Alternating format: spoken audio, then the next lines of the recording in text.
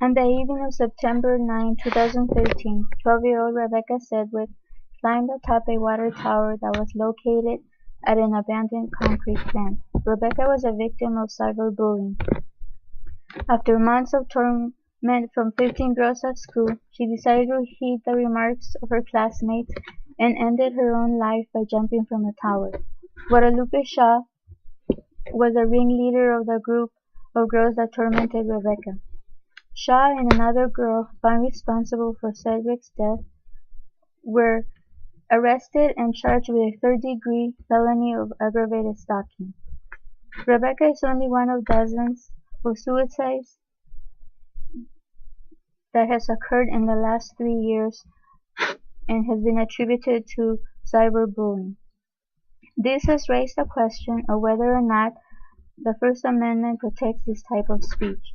If a 12-year-old girl feels so trapped by the cruelty of others' words, then action must be taken and those held responsible should be accountable for it.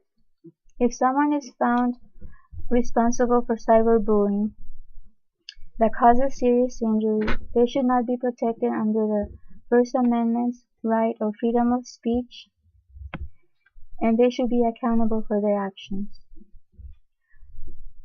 I will first discuss why cyberbullying is a growing epidemic. Then I will share some cases that involve cyberbullying as a chargeable criminal offense. Lastly, I will explain why cyberbullying should not be considered protected speech. To begin, cyberbullying has become a growing epidemic in recent years. This upcoming generation is being raised in the age of technology. There are smartphones, Facebook, texting, and a number of other sources for people to communicate with one another at an almost anonymous way. According to the Cyberbullying Research Center, about 20% of students have admitted to cyberbullying others in their lifetimes. This includes posting mean comments and spreading rumors online. There have been a number of programs implemented in schools to try and combat the growing issue of cyberbullying and to raise awareness of it. Though a North Shore social worker noted that these campaigns, no matter how well-meaning, can only go so far. Justin Patchen of the Cyberbullying Research Center says that it's easy to recognize situations where there is order and where there is chaos in relation to cyberbullying. What's hard to define though is the in-between, he states. The growing issue at this time is that while cyberbullying is becoming an increasing problem, there is not enough regulation on the problem itself.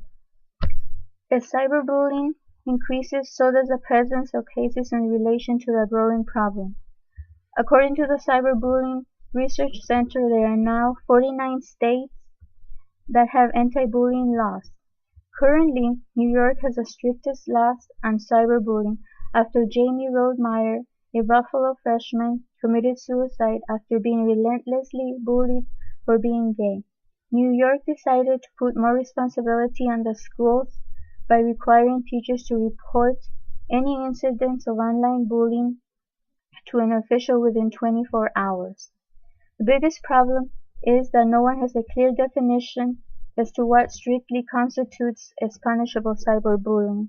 Each state has its own regulations, but as a whole no one quite knows how to define it.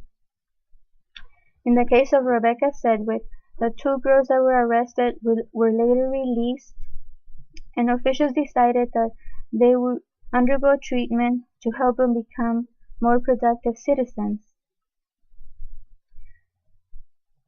Though Shaw, the ringleader of the attack on Sedgwick, had posted a comment on Facebook that stated, "Yes, I bullied Rebecca and she killed herself, but I don't give a and you can add the last word yourself." The outcome of this situation and that of many others in relation to cyberbullying are raising the question whether or not that bullies deserve to be protected by the First Amendment.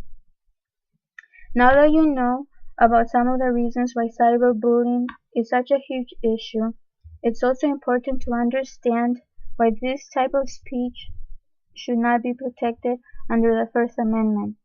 Under the First Amendment, it states that unprotected speech is any speech that contains no ideas or viewpoints and does not advance socially worthwhile goals. Another form of unprotected speech is within the setting of schools. The reason for this is because there needs to be a way for schools to regulate speech on their campuses and keep order. There are 4 Supreme Court cases that make clear the reason for regulating speech in schools, such as Tinker v. Des Moines, Bethel School v. Fraser, Hazelwood School District v. Colmeyer, and Morse v. Frederick.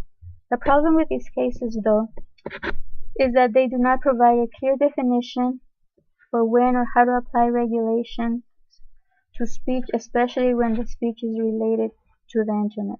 In Tinker, a commonly referenced case for cyberbullying cases states that in order for the speech to be unprotected, it has to have substantial disruption. In order to truly combat cyberbullying, there needs to be a clearer definition as to what constitutes unprotected speech.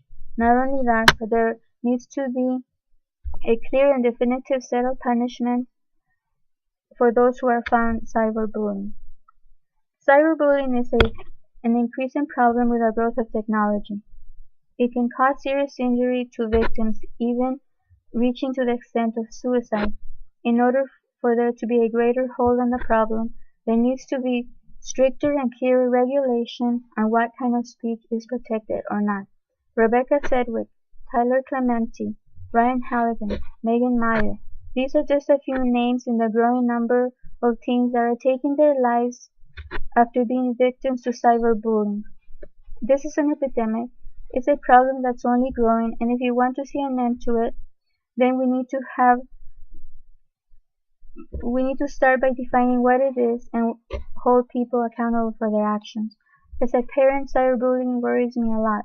Are you willing to stand up with me against cyberbullying?